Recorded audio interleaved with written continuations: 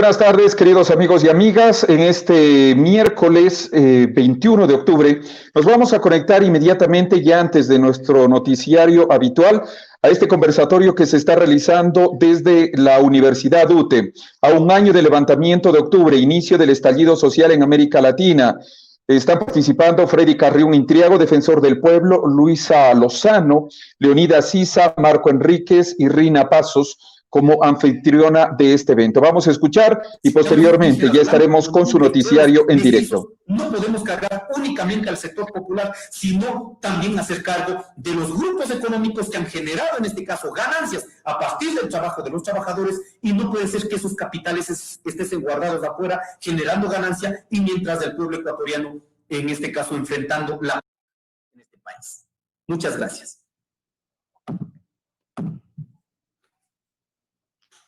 Muchas gracias, Leonidas. Bueno, esta intervención tan interesante de Leonidas nos deja algunas ideas en la mente. Primero, él rescata el hecho de que la historia de la humanidad es la historia de la lucha.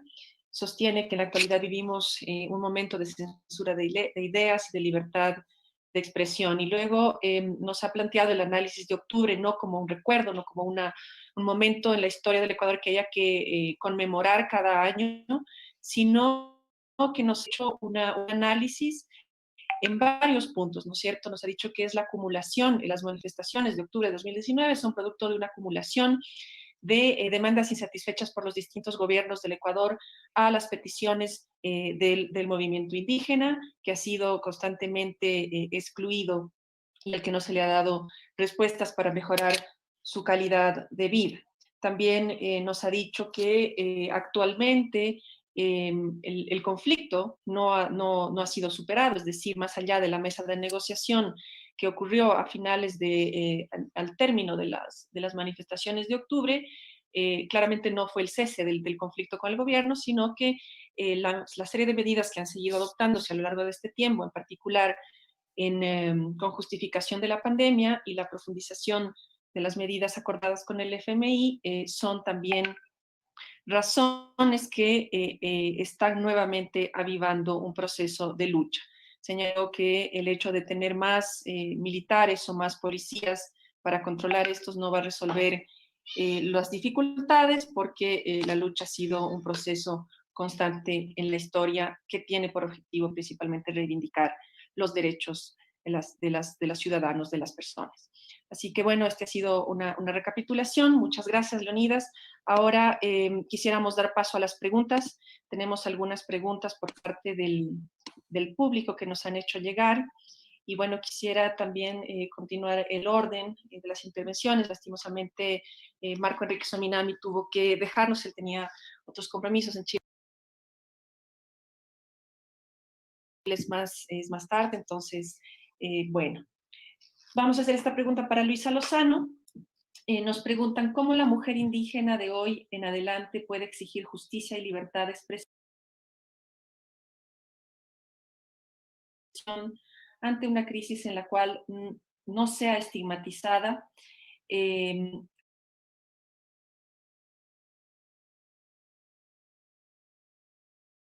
¿Cuáles son los medios a tomar? Eso le preguntan a Luisa Maldonado.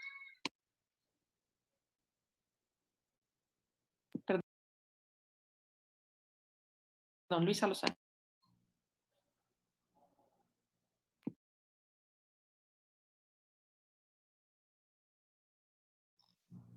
Luisa.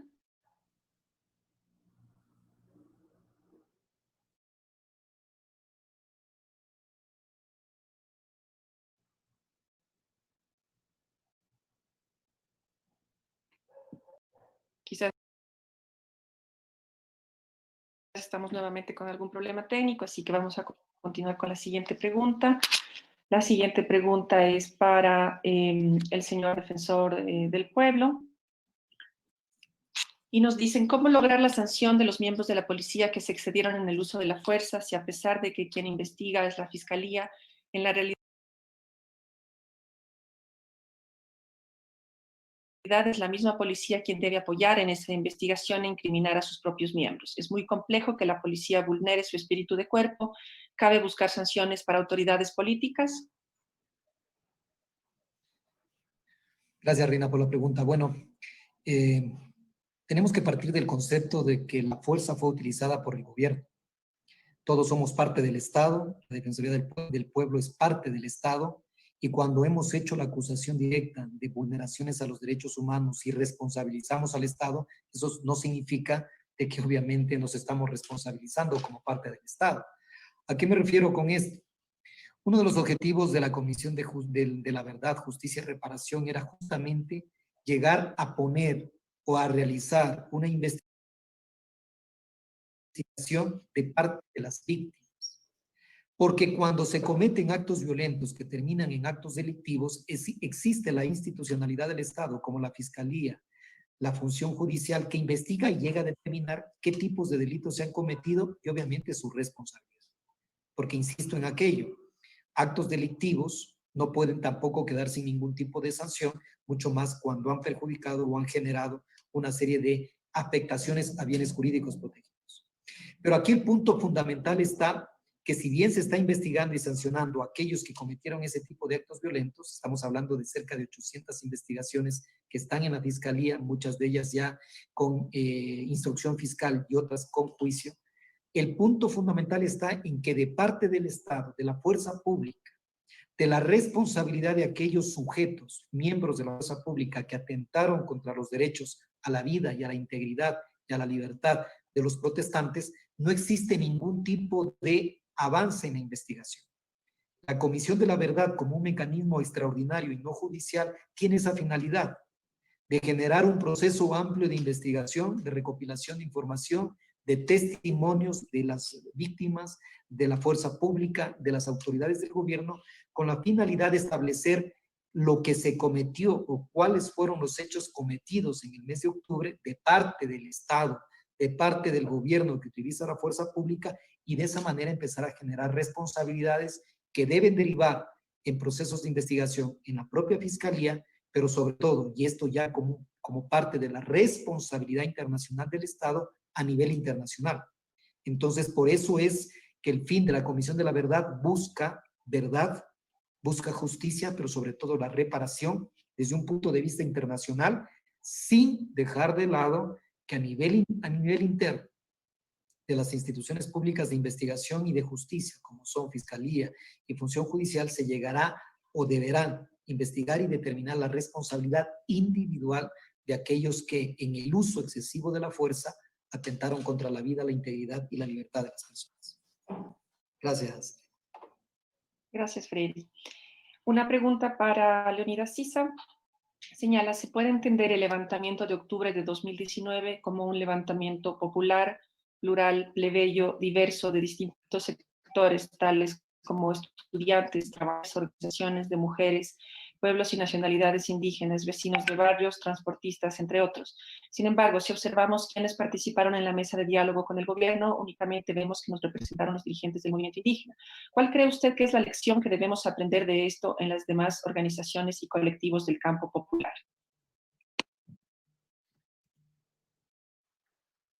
Sí, muchas gracias. Absolutamente estoy de acuerdo con ese criterio, por ello en el libro la recogemos.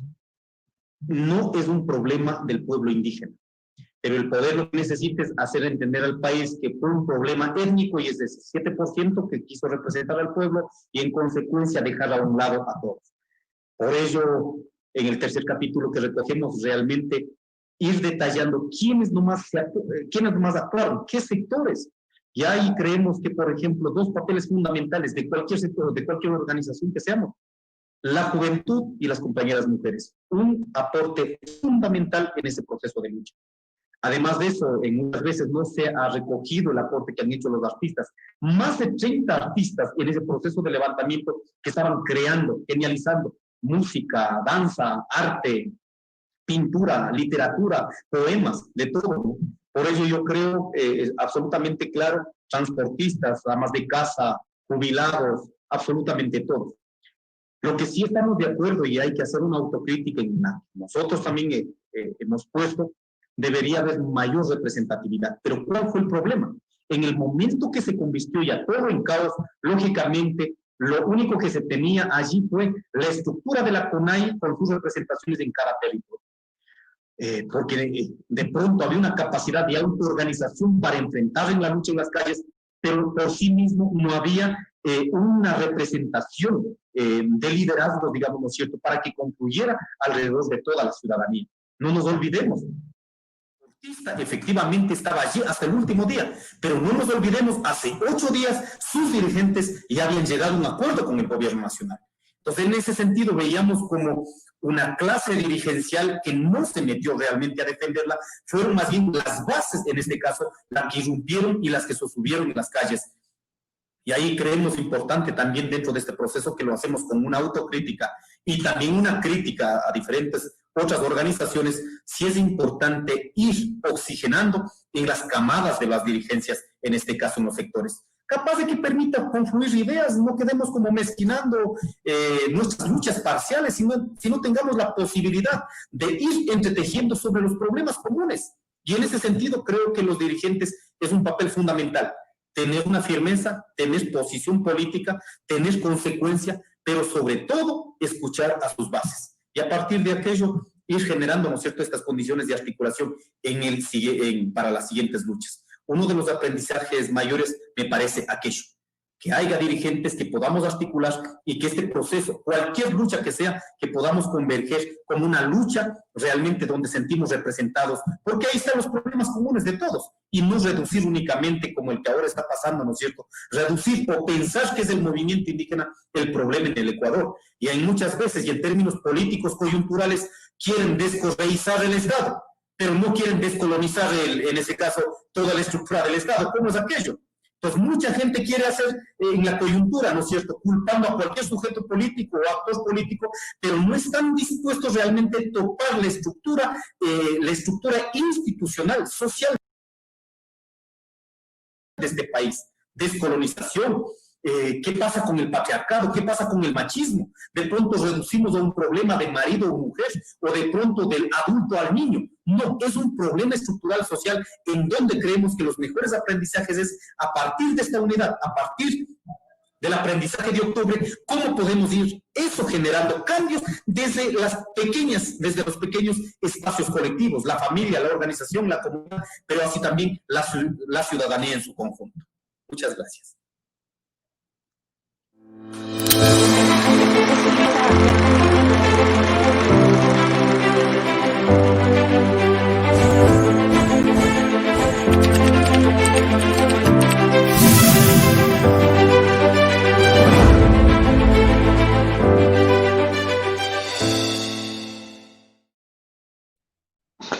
Muy buenas tardes, nuevamente ya noches, miércoles 21 de octubre del 2020. Bienvenidos y bienvenidas a su programa Sin Mascarilla, a través, por supuesto, de Tiempo Real y además de Ecuador Inmediato. Acabamos de ver una parte del conversatorio que está llevando adelante la Universidad UTE, una universidad aliada que también ha confiado ya en nuestra plataforma. Ya van a ver todo lo que se viene después de algunos días. Mientras tanto, vamos con nuestros titulares. Bienvenidos, bienvenidas.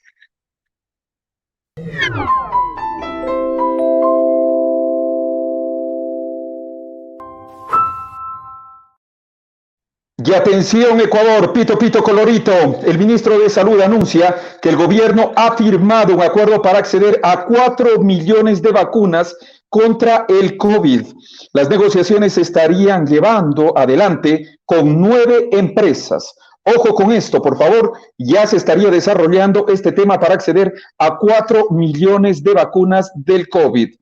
Mientras tanto, y a propósito de lo que se está mencionando en este momento con el conversatorio, ya que el día de mañana se anuncian varias movilizaciones a nivel nacional, donde se ha solicitado, por favor, tranquilidad, calma, no alterar el orden público.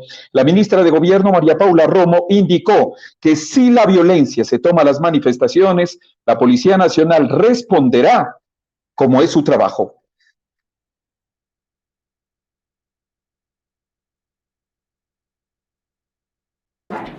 Que estamos más bien hablando de las movilizaciones que habitualmente se dan en distintas ciudades del país.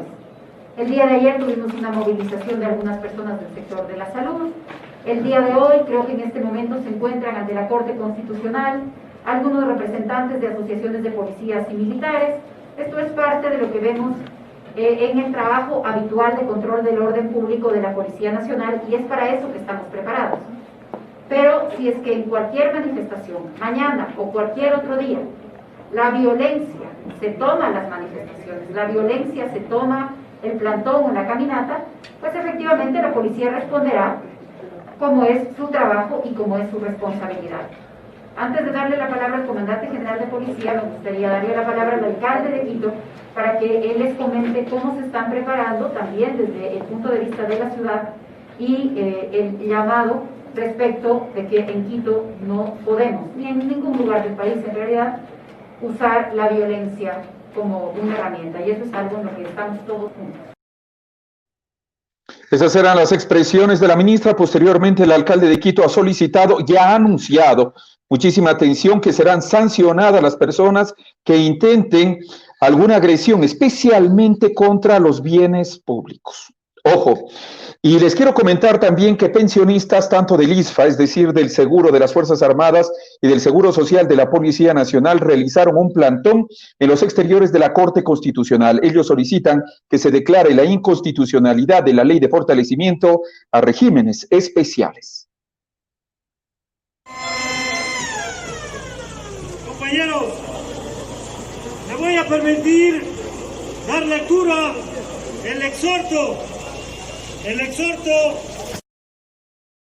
Como ustedes vieron, una nutrida manifestación la que se dio exactamente en los exteriores de la Corte Constitucional. Afortunadamente, no pasó a mayores.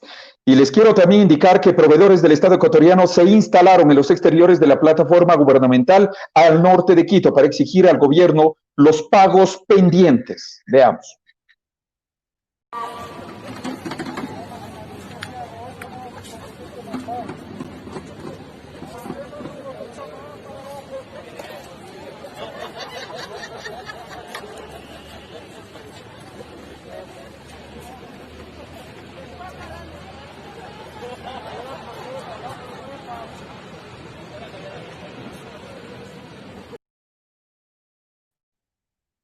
Y en el tema judicial, Pamela Martínez se entregará, ojo, ante la justicia para cumplir la sentencia de 9 meses y 22 días en el caso Sobornos. Esto lo realizará en las siguientes horas, según lo ha anunciado.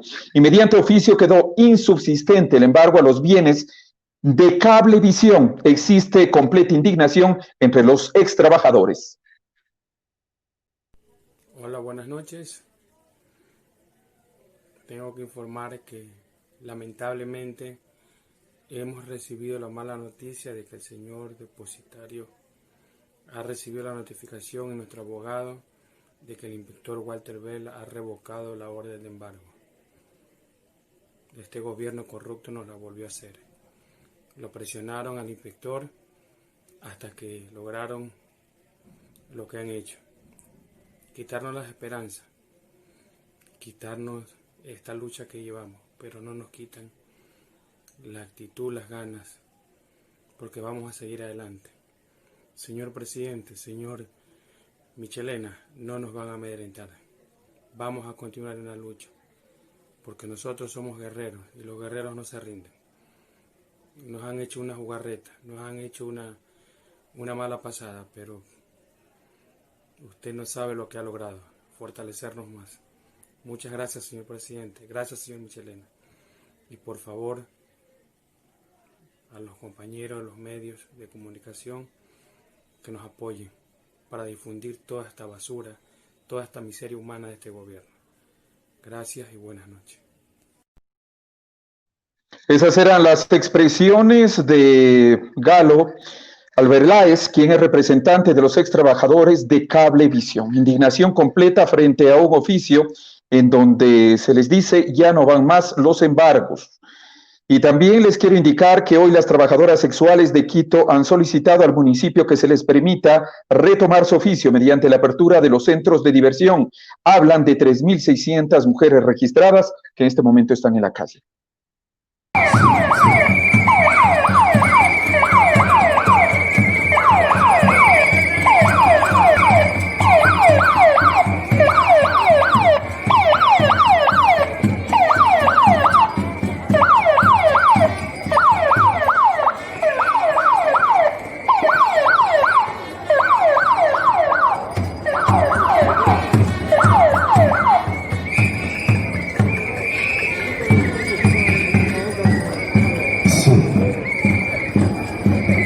Querido público presente, alcemos la voz defendiendo nuestros derechos, ya saben, en una sola. Queremos trabajar, queremos trabajar, queremos trabajar. Queremos trabajar, queremos trabajar, queremos trabajar. Queremos trabajar, queremos trabajar. Trabajar, queremos trabajar, queremos trabajar, queremos trabajar. No seremos víctimas de una discriminación.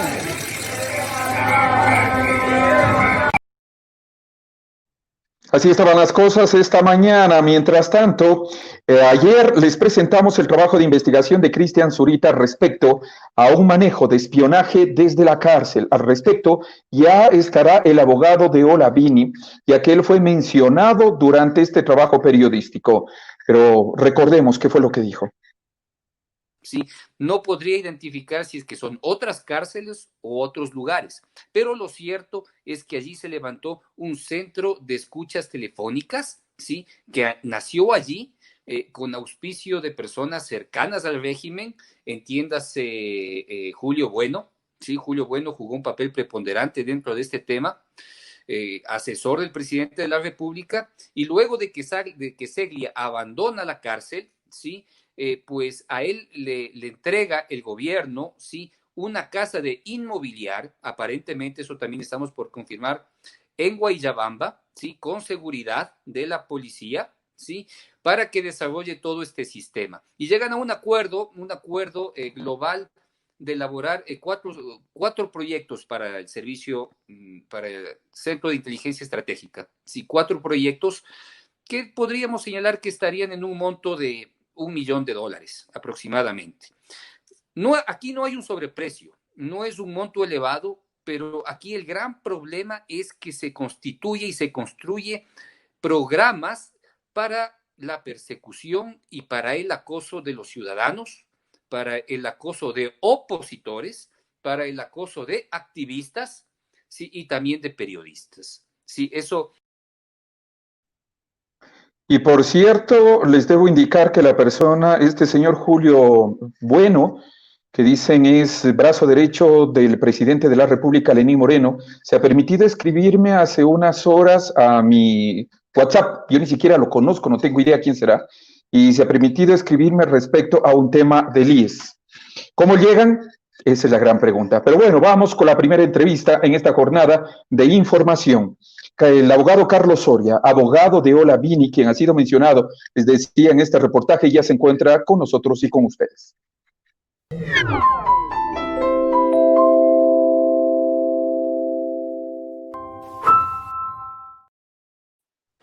Buenas noches, abogado. Muchísimas gracias por asistir a este espacio, que más allá de entrevistas, en realidad es un diálogo abierto para poder conocer también la otra parte, la otra cara, en torno a lo que fuera dicho, a lo que está manifestado también en periodismo de investigación. En pocos minutos más ya estaremos con el reportaje ahí para que ustedes nuevamente lo puedan mirar. Pero usted, mi estimado abogado, ha realizado también algunas apreciaciones respecto a las afirmaciones realizadas por este medio de investigación.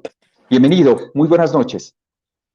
Buenas noches, Oljar. Muchísimas gracias por la invitación. Un saludo a toda tu audiencia. Efectivamente, el día de ayer tuvimos conocimiento de un reportaje publicado por el portal Periodismo de Investigación, en el cual se mencionaba de una forma errónea y descontextualizada a nuestro cliente, Olavini. Y es por eso que nos permitimos, primero, tomar contacto con Periodismo de Investigación y luego, lógicamente, hacer las aclaraciones del caso a través de Twitter. Las haremos llegar a sí mismo formalmente, digamos, al medio digital para que puedan hacer las correcciones y rectificaciones del caso. Tal vez un poco como la mecánica del programa es un poco de diálogo, hacer un poquito de recuento de antecedentes de por favor. Y lógicamente para ver en qué es lo que estamos y por qué se dan este tipo de cosas. Acordémonos, el día 11 de abril del 2019, Olavini se convierte en el primer perseguido político del morenismo. ¿Y por qué decimos esto? Porque Ola, mientras estaba embarcándose a un viaje al Japón, es detenido por parte de la Policía Nacional sin siquiera saberle decir por qué está siendo detenido. En la mañana de ese mismo día, recordemos que la señora ministra de Gobierno, María Paula Romo, salió en rueda de prensa a decir que existían hackers rusos que estaban trabajando con otro ciudadano en acciones de desestabilización al gobierno de Moreno. Esa fue la principal acusación que se tuvo a las 7 de la mañana, y a las 3 de la tarde, cuando Ola estaba tomando su vuelo, que había sido programado y comprado con 2 meses de antelación, pues fue detenido y fue secuestrado desde ese momento por el Estado ecuatoriano. ¿Y por qué digo secuestrado? Porque a Ola Vini no se le leyeron sus derechos. Hubieron numerosas, más de 120 violaciones del debido proceso y atropellos y violaciones sistemáticas de los derechos humanos de Ola Vini, porque nunca se le supo decir por qué se lo estaba deteniendo. Él pasó esposado por largas horas en la patrulla en el aeropuerto Mariscal Sucre de la ciudad de Quito sin fórmula de juicio. Luego fue llevado a una oficina de la Policía Nacional cuando, según nuestra ley y nuestra Constitución, debió ser llevado delante del juez quien ordenó su detención. En ese momento ya había orden. A las 10 de la noche recién existe orden de detención. Lamentablemente no lo llevan a flagrancia, llevan a una unidad policial y luego recién el 12 de abril Ola Vini es ingresado a la unidad de flagrancias de la ciudad de Quito, no al CDP, sino a la unidad de flagrancias, a las 8 de la mañana del día 12 de abril del 2019. Ahí es cuando nosotros, como equipo legal de Ola Vini, tomamos primer contacto con él, con el cónsul que también fue ese día, y empezamos a trabajar en la defensa de Ola Vini. No sabíamos por qué estaba siendo investigado, no se nos permitió el acceso al expediente, bueno, en fin, una cantidad de violaciones que, si es que solo hablamos de eso, nos vamos unos 2 días enteros aquí. El tema importante y fundamental, y por qué yo quiero ser preciso en el tema de las fechas, es que precisamente estas no concuerdan con el reportaje de periodismo de investigación que fue lanzado el día de ayer o de anteayer. En esa investigación se habla de que Ola Vini, junto con Paul Seglia, otro personaje reconocido en redes sociales, habrían estado el día 11 de abril a cargo de unas computadoras dentro de una panadería, pero no en flagrancias, sino en el Centro de Detención Provisional de la ciudad de Quito, en el Inca. Entonces, esta es la primera imprecisión. Ola Vini nunca pudo haber estado en el CDP el 11 de abril, porque el 11 de abril recién estaba siendo detenido por parte de la Policía Nacional por órdenes del gobierno de Lenín Moreno. Entonces, ya ahí existe la primera imprecisión. La otra imprecisión es que se lo estaría tratando de vincular ahora a actividades para las cuales el gobierno nacional, a través del CIES, habría pagado cuantiosas sumas de dinero a efectos de, por un lado, hacer un análisis de data del Internet y, por otro, espiar y interceptar comunicaciones. ¿Y por qué esto es importante, querido Olga? Porque al comienzo Ola Vini estaba siendo acusado de hacer acciones de desestabilización en contra del gobierno de Moreno. Luego, como no hubo pruebas de eso, aunque las ofrecieron y nunca las aportaron al proceso, se cambió su tipo penal por el cual se estaba siendo investigado y se le puso a ataque a sistemas informáticos, porque no nos olvidemos que el señor presidente de la República, en declaraciones hechas a la prensa extranjera en uno de sus viajes al exterior, estableció que en el momento de la detención de Ola Vini, él se encontraba hackeando, es decir, que lo encontraron hackeando y por eso lo arrestaron. Esto fue desmentido y desvirtuado en la cancha que corresponde, que es en el proceso investigativo, cuando existen videos de las cámaras del aeropuerto, en donde muestran que en el momento de la detención, Ola Vini se encontraba leyendo un libro y haciendo una fila para subirse a un avión. Entonces, esto también quedó descartado y desvirtuado. Luego, al ellos haber dicho que había numerosas pruebas para que Ola Vini sea procesado y condenado por lo que sea que haya sido, nosotros como abogados llamamos tanto a la ministra de Gobierno como al presidente de la República a que comparezcan a la Fiscalía y entreguen las pruebas de las cuales hablaba. Nunca lo hicieron y de forma ilegal enviaron un informe que no está permitido en la etapa de rendir una versión y en donde lo único que hicieron es decir lo que ya habían dicho en medios de comunicación, es decir, que tenían todo, que era amigo de Julian Assange, que por poco era secretario de Ricardo Patiño, cosas que fueron desmentidas en su debido momento. ¿Y por qué soy preciso con las fechas, Olga? porque es en este espacio, en este espacio cibernético, que a través de esta investigación se establecería que Olavini estuvo junto con otra persona a la cual no conoce, en un lugar donde no estaba, haciendo cosas que supuestamente habían sido diferentes. Es decir, ahora ya no resulta que es una persona que desestabiliza el gobierno de Moreno, ya no es una persona que ataca sistemas informáticos, ya tampoco es una persona que estaba observando cosas que no debía observar en línea, que también le cambiaron el tipo penal después, acceso no consentido a sistemas informáticos. Resulta que ahora ya no es nada de eso. Resulta que ahora, en cambio, ha estado trabajando con una persona contratada por el gobierno de Moreno a través del CIES para hacer actividades de espionaje, pero ya no al gobierno de Moreno, sino ahora a cualquier otra persona que el gobierno de Moreno estime conveniente. Entonces, abogado, estas decisiones son las que nos hacen y nos llaman a dar estas aclaraciones. Perfecto, porque acá dice en Periodismo de Investigación, la historia inicia en el Centro de Detención Provisional en abril del año 2019, cuando coincidieron con Olavini, acusado y detenido por intromisión en sistemas informáticos, y Paul Seglia. Durante la primera quincena de abril, en la llamada panadería del CDP, un área de 40 metros cuadrados, donde efectivamente se colocó una cortina negra que dividía el espacio. Para el domingo 11 de abril, Olavini estaba junto a Seglia en el área laborando en las computadoras conectadas al Internet.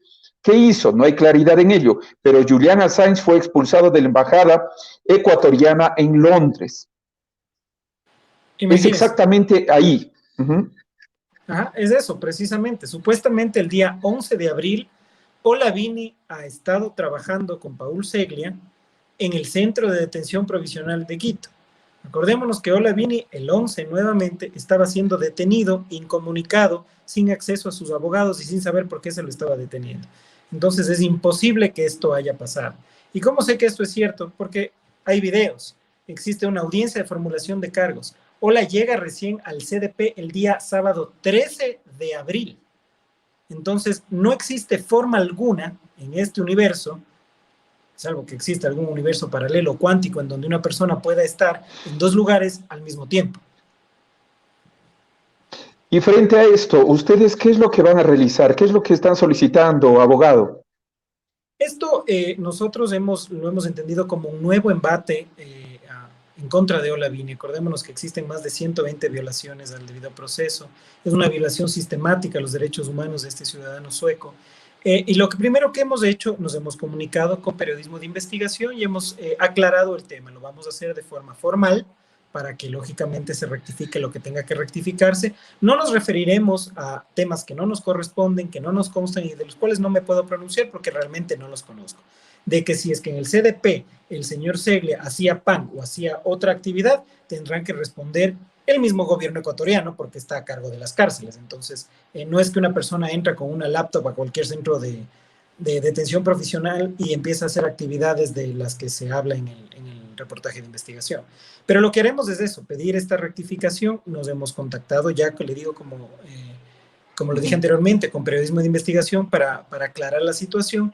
Y lo que nos resulta, no sospechoso, pero entendemos un poco el por qué está pasando todo esto, es porque nosotros hace 2 semanas, el día 8 de octubre, si no me falla la memoria, Olavini demandó al Estado ecuatoriano a través de una acción constitucional de habeas data, precisamente porque él ha sido perseguido y escuchado ilegalmente desde el mes de abril del 2019, realmente. Desde ahí tenemos evidencias y hemos aportado eso al proceso, a este nuevo proceso. Acordémonos que el 8 de octubre Olavini demanda constitucionalmente al gobierno de Lenín Moreno a través del Ministerio del Interior, del CIES, del Centro de Inteligencia Estratégica, y a la Policía Nacional para que le digan si existe orden judicial para que lo estén siguiendo. Muchas veces, y yo he sido testigo, y esto no solo ha pasado con Olavini, sino con nosotros también como su defensa técnica, tenemos constantes seguimientos, intentos de interceptación de nuestras comunicaciones, y la verdad es que no tenemos una orden judicial para que eso esté pasando. Entonces se decidió interponer esta acción constitucional de habeas data para que el gobierno nos informe si es que existe algún tipo de orden que les faculte a ellos hacer este tipo de intromisiones, de persecución y de seguimientos completamente ilegales a una persona a la que no se cansan de perseguirle y a la que le mantienen secuestrado en el Ecuador. Dígame, por favor, sí, exactamente, ¿cuál es la condición en este momento de Olavini aquí en el país? y también cómo avanza el proceso. Gracias. Olavini, recordemos que recupera su libertad a través de un habeas corpus, en donde se determina que la orden de detención fue completamente ilegal y arbitraria. Y es más, manda a sancionar a jueces y fiscales que intervinieron en esa detención. Luego esto a través de una apelación pues quedó insubsistente. Pero lo importante es que fue declarada esa detención como arbitraria, ilegítima y por lo tanto ilegal. Lo que ordenó el tribunal de habeas corpus fue una presentación periódica cada semana en la fiscalía que lleva el caso, la prohibición de salida del país de Olavini y además el congelamiento de sus cuentas. Lamentablemente, y es por eso que digo que Ola se encuentra secuestrado por el gobierno del Ecuador, por el Estado ecuatoriano, porque él no puede mover un solo centavo de la inversión que hizo aquí en el país para poderse radicar como inversionista aquí, no puede salir del país a estar con sus seres queridos en esta situación de pandemia, y además tiene que presentarse todas las semanas en la fiscalía. Entonces eso es un secuestro que está velado con una cortina de legalidad, pero sigue siendo un secuestro. Y esto pues lógicamente tendrá las repercusiones que tenga que tener a lo largo del tiempo y sobre las personas que se prestaron para estas violaciones dentro de este caso. Claro, usted ha dicho, ya ha comenzado las acciones, en cambio, para demandar al Estado ecuatoriano, que finalmente se lo verá en los siguientes años cuáles serán las decisiones a nivel internacional. Pero sí me preocupa lo que usted ha dicho, la interceptación de las llamadas telefónicas. Eso yo lo siento, por lo menos durante estos 3 y más años, yo lo he sentido en mi teléfono, que es una barbaridad. Y sí quiero colocar esta parte que también me parece interesante de Cristian Zurita, ya para dar por finalizada esta entrevista, en donde, se quiera o no, él dice que cómo se haya construido, cómo se haya elaborado este centro de espionaje, lo cierto es que las escuchas telefónicas que habría financiado el Estado ahora incluso estarían en manos privadas. Veamos, por favor, y con eso también estamos finalizando, y su último criterio. Perfecto, bueno, muchísimas gracias. Sí, a nosotros no nos cabe duda alguna de que el gobierno del Ecuador, a través de sus instituciones de inteligencia, está espiando a los ciudadanos ecuatorianos de forma ilegal, arbitraria e ilegítima. No nos cabe la menor duda. Nosotros hemos sentido eso. Nosotros somos víctimas de esta persecución y de estas escuchas. Entonces nos resulta completamente raro que al inicio se nos ponga como los principales atacantes y que en total resultamos siendo víctimas. Entonces yo no dudo bajo ningún concepto de que esto esté pasando y que esté siendo orquestado a través del gobierno nacional y las instituciones de inteligencia que han malogrado su función de ser para convertirse en organismos de persecución política a personas que lógicamente les son incómodas al gobierno y al poder. Y esto no lo podemos permitir. Esa SENAIN, ahora CIES, debe ser utilizada para los fines que tiene, no para perseguir a personas honestas o a personas que por uno u otro circunstancia desarrollan su actividad en el tema de la privacidad. Entonces, tenemos que parar eso de raíz y apoyo cualquier tipo de iniciativa que devele estas violaciones y, lógicamente, me pongo a las órdenes para poderla contrarrestar en las canchas respectivas, que son en las salas de audiencias y mediante investigaciones judiciales. Muchísimas gracias. Solo quiero que escuche esto, por favor. Vamos con la segunda parte de Cristian Zurita y con esto estamos finalizando. Gracias, Olga. Gracias. Saben todo. O sea, saben la vida de nosotros. ¿Sí? Saben toda nuestra vida. Increíble. Y eso es lo que efectivamente hay que impedirlo, porque nosotros hemos arrastrado, Olger, nosotros hemos arrastrado ya 14 años de una estructura política policial, de constante persecución. Esto no puede seguir, no puede continuar. Hay que hablarlo con claridad de que tenemos que caminar por una senda clara en la cual el sistema de inteligencia sirva para eso, para proteger a las personas de la delincuencia, del narcotráfico, de las mafias organizadas, del lavado de activos. Hacia allá tienen que ir las investigaciones, pues no a nosotros. Por supuesto. No a las personas que cometen, que se expresan libremente con respecto a las necesidades de la democracia. Eso no puede volver a seguir pasando en el país. Y Carlita, ibas a hacer... Trágico y oscuro Esa era la intervención, abogado, justo lo que también llama mucho la atención y que da susto en realidad. O sea, imagínense, ¿dónde está la privacidad? ¿Dónde está el que estos sistemas sirvan efectivamente para combatir la delincuencia? Y más bien se va contra los propios ciudadanos. Bueno, claro, como decíamos y lo reitero, o sea, el tema de persecución y de escuchas seleccionadas a personas que resultan incómodas en algún momento, siempre va a ser peligroso y no lo podemos permitir. Las instituciones públicas deben trabajar para los ciudadanos, no en contra de los ciudadanos, independientemente del bando en donde se encuentren. Eso es muy claro, Olger, y esperamos que el gobierno de Moreno sepa rectificar estas actitudes y prohibirlas nuevamente. Y recordemos que esto también fue un seguimiento que fuera denunciado desde el anterior gobierno, algo que no se lo puede permitir a ningún gobierno, sea el que sea, bandera roja, celeste, morada, el que ustedes quieran. Es la libertad de la ciudadanía que hoy se siente acorralada debido a este tipo de escuchas telefónicas. Gracias, abogado. De nada, un gusto. Muchísimas gracias a todos por escuchar.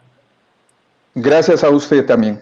Señoras y señores, y vamos a nuestra segunda entrevista. ¿Qué es lo que sucede en torno a los alegatos que se están presentando para el binomio Arauz-Rabascal? Y quién también está motivando estos alegatos y quien dice ellos no pueden ser inscritos. Una decisión que ya está en la cancha y en las manos del Consejo Nacional Electoral, pero que podría retornar, ojo y muchísima atención, podría retornar a la cancha del Tribunal Contencioso Electoral. Vamos con la presentación.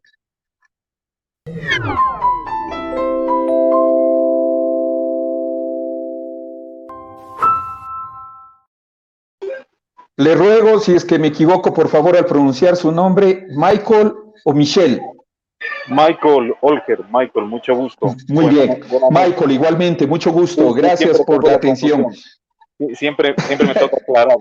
Muchas gracias por preguntar, sí. En todo caso. Yo prefiero preguntar para que luego no me diga, ay, pero Dios mío, ¿qué no habrá escuchado? Gracias, Michael, por estar en este espacio de información. Buenas noches. Hemos visto la celebración de esta corriente de parte del correísmo, tanto de Arauz como Rabascal, una vez que el Tribunal Contencioso Electoral mencionara que se negó justamente la presentación de su alegato para que ellos no puedan ser inscritos. Sin embargo, y mucha gente incluso nos había criticado por haber mencionado, no es que ya todo estaba y que la vía libre ya estaba para que ellos puedan ser inscritos, sino que, y entiendo que usted va a presentar una nueva acción, aunque también hoy estaba hablando con unos abogados que decían no pueden ser acusados por la misma causa. Bienvenido, buenas noches, para que nos explique, gracias. Buenas noches, Olger, buenas noches a la ciudadanía que nos está viendo en este momento a través de El Tiempo. Estimado Olger, yo, para que la ciudadanía conozca el alcance de lo que yo he presentado en nombre y en representación del movimiento ahora como representante legal de esta organización política, ha sido un recurso subjetivo contencioso electoral en contra de una resolución del Pleno del Consejo Nacional Electoral en la que se les concedió el plazo de 48 horas para subsanar la candidatura del binomio presidencial, en este caso para reemplazar al ciudadano Rafael Correa Delgado. Nosotros hemos hecho la argumentación dentro del Tribunal Contencioso Electoral de que nunca existió la aceptación personalísima e indelegable del señor Correa y por tanto, al haber nacido este binomio con esos vicios de naturaleza, no existe ese binomio y jamás el Consejo Nacional Electoral podía pedirles un reemplazo a algo inexistente.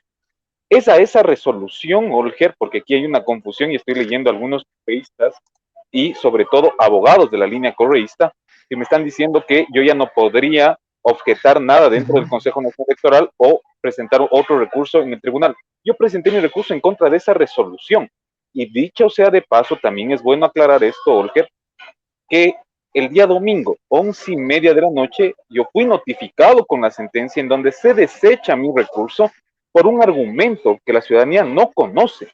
Nunca se topó los argumentos de fondo, los que nosotros habíamos presentado, que es esto del reglamento de democracia interna y que jamás se culminó este proceso, sino que la mayoría de 3 jueces del Tribunal Contencioso Electoral lo que me dicen es que yo no habría agotado la vía administrativa del Consejo Nacional Electoral, que yo no le habría objetado al binomio en la vía administrativa. Y por eso me desechan. Nunca se debate los argumentos de fondo que yo había presentado en su momento, y ahora se da paso a que continúe el trámite de calificación del binomio, ya del reemplazo del binomio Arauz-Rabascal.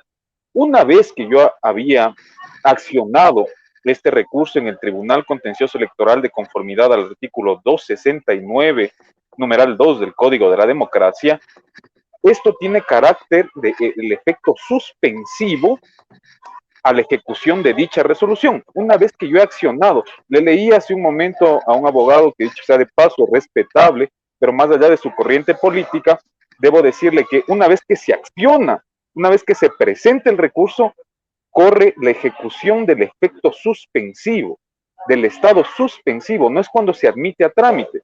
Entonces, al haber estado esta resolución así, no se podía calificar el binomio y por ende el que inscribieron ya, el del señor Arauz y Rabascal, no podía ni objetarse, ni calificarse, ni absolutamente nada. Hoy, Olger, a las 12 de la noche se ejecutaría la sentencia del día domingo, porque yo no he presentado ni ampliación ni aclaración a esa sentencia, y tampoco el Consejo Nacional lo ha presentado. Hoy se ejecutaría y desde el día de mañana nuevamente corren los plazos en vía administrativa para objetar el binomio Arauz-Rabascal. A ver, entonces, ¿usted cuándo va a presentar las nuevas objeciones y cómo va a ser el mismo? El día de mañana, a las 10 de la mañana, yo voy a brindar una conferencia de prensa en la que voy a explicar cuáles son las alegaciones que hacemos para objetar este nuevo binomio. Recordemos que este reemplazo se da de conformidad al 104 del Código de la Democracia, que ellos ya están reemplazando en este momento. La Alianza UNES ha reemplazado y la ha puesto al señor Rabascal y han presentado documentación. El día de mañana yo presentaré esta objeción para que sea de conocimiento del Pleno del Consejo Nacional Electoral, porque posiblemente podría caer en una inhabilidad por la ley de paraísos fiscales y la consulta popular del año 2017. ¿Quién podría caer en eso? No puedo adelantar criterio en este momento, Olger. El día de mañana, 10 de la mañana, con la documentación certificada, vamos a brindar la rueda de prensa, pero a pesar de eso, también vamos a insistir en nuestro argumento inicial, porque no sé si tiene conocimiento la ciudadanía, pero es bueno a través de su medio digital ponerles en alerta a la ciudadanía que el día de ayer también salió una sentencia del Pleno del Tribunal Contencioso Electoral en donde revocan la sentencia de primera instancia del doctor Arturo Cabrera, en la que se habría dicho que no era ya necesario la aceptación personalísima e indelegable. El día de ayer, el Pleno del Tribunal Contencioso Electoral revocó esa sentencia por apelación de la ingeniera Diana Tamaín, presidenta del Consejo Nacional Electoral, y esa es otra de las argumentaciones que nosotros estamos alegando en este momento en la objeción, porque si la presidenta del Consejo Nacional Electoral ha apelado esa sentencia y el Tribunal Contencioso Electoral en pleno le ha dado la razón, con mucha más razón, en este momento esa norma está vigente y es el Consejo Nacional Electoral el que debe hacerla respetar. Es decir, que esto ya no regresaría al contencioso electoral, sino ya debería ser dirimido por el Consejo Nacional. Es posible, Olger, porque en este momento en vía administrativa yo voy a presentar esta objeción. La Alianza UNES y el candidato y los candidatos del binomio presidencial tienen la facultad para defenderse de esta objeción, y dependiendo de la resolución que emane el Consejo Nacional Electoral en vía administrativa, en sede administrativa, que ya sea esta, aceptar mi objeción y desechar el binomio presidencial y descalificarlo, o en su defecto no aceptar, rechazar mi objeción y que continúe el binomio, yo podría ir al Tribunal Contencioso Electoral, o al revés. La Alianza UNES también podría ir al tribunal con el mismo recurso, porque este es ya otro binomio. Para que la ciudadanía tenga claro cuál es el alcance de esto, yo objeté el binomio Arauz-Correa, porque ese binomio jamás cumplió con el tema de democracia interna. en este momento va de cero nuevamente porque han inscrito a otro binomio, Arauz Rabascal. Esa es la confusión que tienen juristas en este momento en las redes sociales y lamentablemente confunden a la ciudadanía. Yo advertía a Olger, y con el mayor respeto advertía en redes sociales, que no festejen antes de hora. No se puede festejar antes de hora. Entonces, cuidado. Y lo otro, Olger, y también para tranquilidad, entiendo, de las posiciones políticas y de las organizaciones políticas. Esto no se trata, Olger, de ninguna forma, una persecución al correísmo. Lo que yo he ejercido es una defensa a la legalidad, que entenderé que usted y yo vamos a estar de acuerdo y la ciudadanía que nos escucha, porque no es posible que bajo la normativa, no solo electoral, el ordenamiento jurídico nacional hecho por el gobierno pasado, hecho por este mismo gobierno que finalmente fueron lo mismo, no es posible que se quiera burlarse de los ecuatorianos y burlarse del árbitro electoral. Nosotros lo que pedimos es un respeto al ordenamiento electoral, pero sobre todo un proceso de elecciones justas, equitativas e igualitarias. Michael. No podemos ir a un proceso electoral con cancha inclinada. Por favor. Michael, a ver, esta es una retransmisión que también la realiza Ecuador Inmediato a través de Tiempo Real. ¿Cuánto tiempo más para estar en esta dilatoria, para presentar las objeciones? ¿Cuánto tiempo más dentro del calendario electoral se tiene? Una vez, miren, aquí hay otra cosa. Nosotros podemos llegar hasta enero con el tema de recursos electorales y hasta la justicia y en tema de la justicia electoral. Se puede llegar. Lo que yo les quiero decir a la ciudadanía es, no importa todos los recursos y todas las instancias que debamos agotar, siempre y cuando tengamos la ley en la mano. No es posible, se ha desinformado por todo lado se ha desinformado. Se ha dicho que el movimiento ahora y Michael Aulestia no tiene la legitimación activa para presentar. Sí, la tenemos. El Tribunal Contencioso Electoral nos dio la razón. Tenemos legitimación activa. Que el movimiento ahora está persiguiendo al correísmo. No, señores, esto no es una persecución al correísmo. El correísmo también tiene derecho de participar en democracia, pero cumpliendo las normas, cumpliendo los requisitos electorales, respetando al árbitro electoral. Michael, pero una pregunta, o sea, una pregunta fuera de, ¿por qué no dejarles participar? Pero además a usted se le está acusando, y esto, o sea, no tiene nada que ver si es que usted es o no es asesor del asambleísta Villamar, o sea, porque he visto también esas acusaciones que se lanzan en las redes sociales. Y, bueno, o sea, ¿qué relación viene por ahí? Y le digo la verdad, Olger, que termina siendo gracioso. Me acusan de ser asesor del asambleísta Fabricio Villamar. Sí, Olger, yo he sido asesor del asambleísta Villamar desde el 15 de mayo del 2017 hasta el 30 de septiembre del año 2020, el día que puse mi renuncia y he servido a la Asamblea Nacional y he servido al país desde ese puesto en el ejercicio de mi cargo como asesor del despacho del asambleísta. Yo no puedo responder por las acciones de terceros, yo no puedo responder por las acciones personales del asambleísta Villamar. Yo respondo por mis acciones y acúsenme, si me quieren acusar de algo, acúsenme a mí de las cosas que yo he hecho o he dejado de hacer. Y luego me dicen que también hay estas acusaciones de este lado, que yo podría estar de alguna forma ayudando a Guillermo Lasso para que llegue a la presidencia de la República. No, señor, yo soy presidente del movimiento ahora, movimiento provincial inscrito legalmente en el Consejo Nacional Electoral, y dicho sea de paso, que conozca la ciudadanía, en estas elecciones nosotros participamos en una alianza programática electoral con el Partido Sociedad Patriótica. Entonces todas las acusaciones infundadas, claro, terminan siendo graciosas. Lo que sí no se puede permitir, Olger, y esto sí me gustaría que escuche la ciudadanía, son las amenazas. Eso no se puede permitir. Se debate con altura, se debate con argumentos, se debate con... ¿Cómo le han amenazado? Bueno, tenemos las amenazas en las redes sociales, tenemos las amenazas al teléfono. Bueno, que me cuide, y yo sé de dónde viene esto. Lamentablemente, de mi lado no van a encontrar miedo, porque la razón no pide fuerza, estimado Olger. Entonces, si hacen eso para tratar de amedrentar, pues están equivocados. Lo único que les pido es que debatamos con altura, con argumentos. Michael, y finalizo, por favor. Ya déjese de cosas. O sea, cuéntenos respecto a lo que mañana va a presentar, aunque sea un pedacito, lo de paraísos fiscales. Ya le está viendo la mitad de la población. O sea, llegamos a través de esta red, Ecuador Inmediato y Tiempo Real, llegamos a muchísima gente. Estimado Olger, justamente no sé de cuál mitad de la población me está hablando, porque si son de los contrarios, pues... De cualquiera de los dos lados nos ven. De los dos lados nos ven. Le podría decir, tengo esta disposición del Comité del Movimiento ahora porque se está certificando la documentación. El día de mañana, 10 de la mañana, se va a presentar al país. Lo que hemos adelantado es que este binomio estaría inmerso en la inhabilidad de la ley de paraísos fiscales.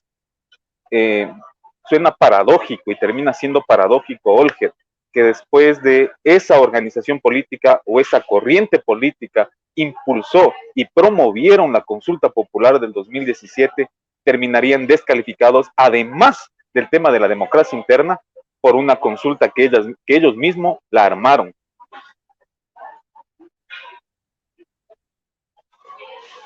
No sé si estamos ahí, Olger.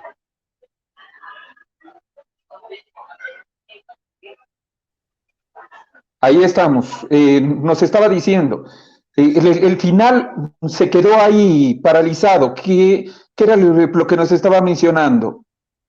No sé qué es lo que sucedió, pero el día de mañana vamos a presentar esta objeción y vamos a darle al país la explicación de lo que tenemos y lo que vamos a presentar.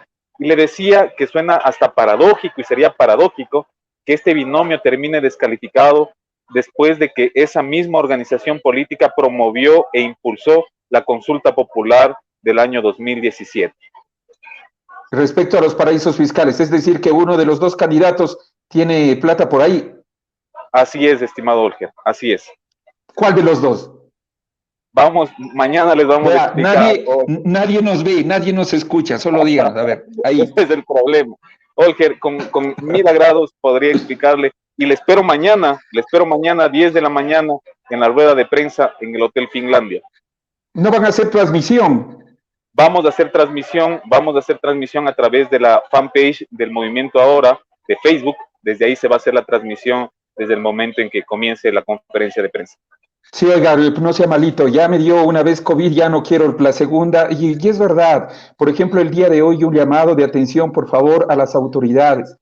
Nosotros como periodistas debemos salir a cubrir, pero también todavía, y ustedes ven el rebrote que estamos teniendo, por favor, o sea, tenemos familias, todavía queremos vivir, y esto nos complica la situación, y ahí sí, nos ayuda muchísimo, Michael. Pero sobre todo, usted acaba de tener toda la razón en lo que dice. Yo no he convocado a la militancia ni del Movimiento Ahora, ni del Partido Sociedad Patriótica para que nos acompañen el día de mañana. Es un salón amplio en el que va a poder estar la prensa de forma holgada y manteniendo el distanciamiento.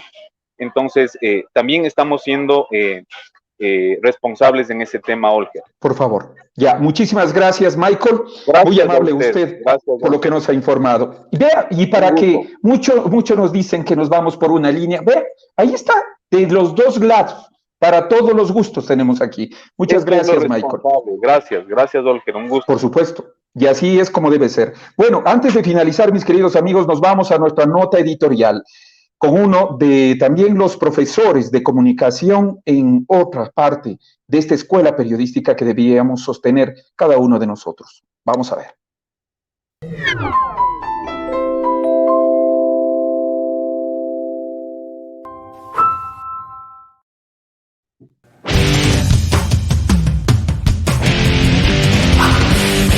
Hablaremos sobre la polarización marcada en las redes sociales como mecanismo de distanciamiento. Pero para ello queremos empezar con una premisa. La emoción es mucha más rápida que la razón.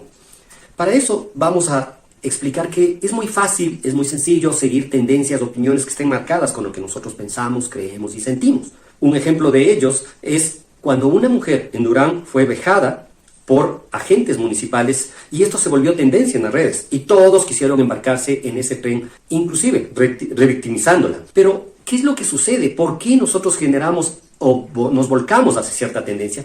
Porque varios estudios demuestran que no son las redes los que marcan, sino son nuestras percepciones, son nuestras emociones, es nuestra psicología que tiende a generar que nosotros nos dirijamos hacia ciertos sectores. Y claro, los políticos, los publicistas y varios profesionales que trabajan a través de la neurociencia utilizan esto para generar tendencias. Es así que inclusive los algoritmos que se manejan en redes sociales nos direccionan hacia ideologías o conceptos o preceptos o publicaciones muy similares para que nosotros giremos hacia una tendencia. Pero no todo es negativo, sino cojamos el ejemplo de Finlandia, donde Sanna Marin, la primer presidenta más joven del mundo de esta nación, pues ¿qué es lo que hizo? Utilizó las redes sociales.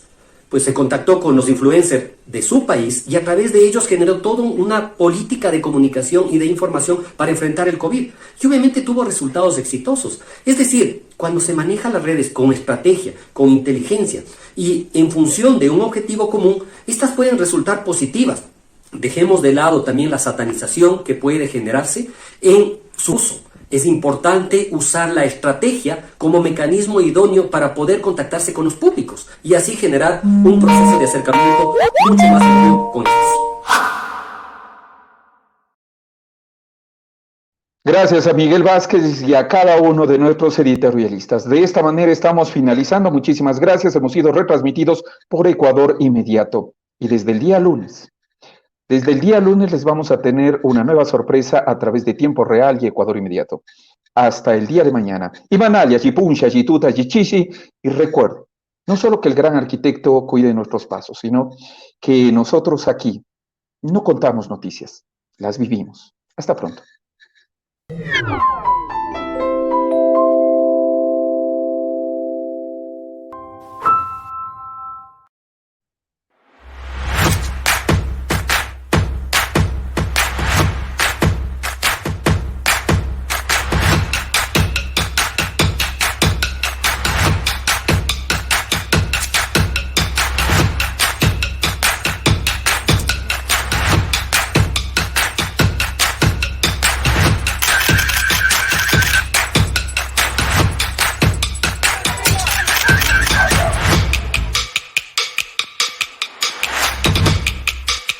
Un relato periodístico en tiempo real.